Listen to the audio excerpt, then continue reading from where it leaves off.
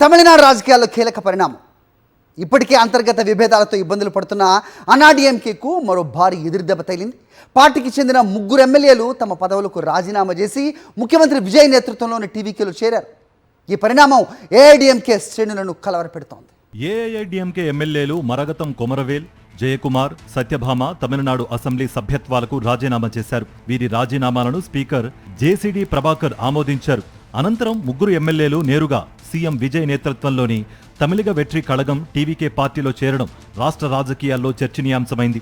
ఇటీవల జరిగిన ఫ్లోర్ టెస్ట్లో ప్రభుత్వానికి అనుకూలంగా ఓటు వేసిన తిరుగుబాటు వర్గానికి చెందిన ఎమ్మెల్యేలే ఇప్పుడు అధికార పార్టీలో చేరడం విశేషం.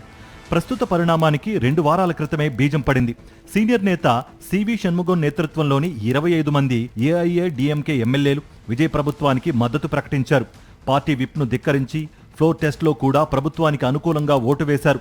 ఇప్పుడు వారిలో 3 ఎమ్మెల్యేలు పూర్తిగా పార్టీని వీడి టీవీకేలో చేరడం తిరుగుబాటు శిబిరం నుంచి అధికార పార్టీలోకి వలసలు మొదలయ్యాయన్న అభిప్రాయం వ్యక్తమవుతోంది.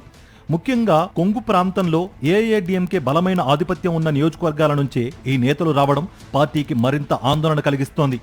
మరోవైపు ఏఐఏడీఎంకే అధినేత ఎడప్పాడి పళనిస్వామికి కొంత ఊరట కూడా లభించింది. తిరుగుబాటు వర్గంలో ఉన్న 5 ఎమ్మెల్యేలు తిరిగి పార్టీ వైపు చేరరు. దీంతో పళనిస్వామికి మద్దతుగా ఉన్న ఎమ్మెల్యేల సంఖ్య 27కు పెరిగింది. ఆర్కాట్ ఎమ్మెల్యే ఎస్ఎం సుకుమార్ సహా పలువురు తిరిగి పళనిస్వామి శిబిరంలో చేరడంతో తిరుగుబాటు వర్గం బలం 25 నుంచి 17కు తగ్గిపోయింది. అయినప్పటికీ 3 ఎమ్మెల్యేల రాజీనామాలు ఏఐఏడీఎంకేకు రాజకీయంగా గట్టి దెబ్బగానే భావిస్తున్నారు. తాజా అసెంబ్లీ ఎన్నికల్లో టీవీకే 108 సీట్లతో అతిపెద్ద పార్టీగా అవతరించినప్పటికీ పూర్తి మెజారిటీ సాధించలేకపోయింది. అనంతరం కాంగ్రెస్, వీసీకే, ఐయుఎంఎల్ వామపక్షాల మద్దతుతో విజయ్ ప్రభుత్వం ఏర్పాటు చేశారు. ఆ తర్వాత ఏఐఏడీఎంకేలోని అసంతృప్త నేతలు కూడా ప్రభుత్వానికి మద్దతు ప్రకటించడం రాజకీయ సమీకరణాలను పూర్తిగా మార్చివేసింది. అయితే తిరుగుబాటు నేతలందరూ అధికారంలో పదవుల కోసం కాదని పార్టీని బలోపేతం చేయడమే లక్ష్యమని సీనియర్ నేత ఎస్పీ వేలుమణి తాజాగా ప్రకటించడం మరో ఆసక్తికర అంశంగా మారింది.